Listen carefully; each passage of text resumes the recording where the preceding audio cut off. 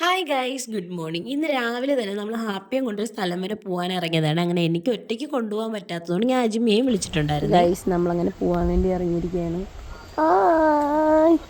Happy ഭയങ്കര enjoy ചെയ്തിരിക്കുകയാണ്. നമ്മൾ അവിടെ എത്തുമ്പോൾ ഹാപ്പി കുറച്ചുകൂടെ എൻജോയ് ആവും. അങ്ങനെ നേരെ നമ്മൾ വന്നത് വെറ്റിനറി ഹോസ്പിറ്റലിലോട്ടായിരുന്നു കേട്ടോ. ഹാപ്പിക്ക് വാക്സിൻ എടുക്കാനുള്ള സമയമായിട്ടുണ്ടായിരുന്നേ.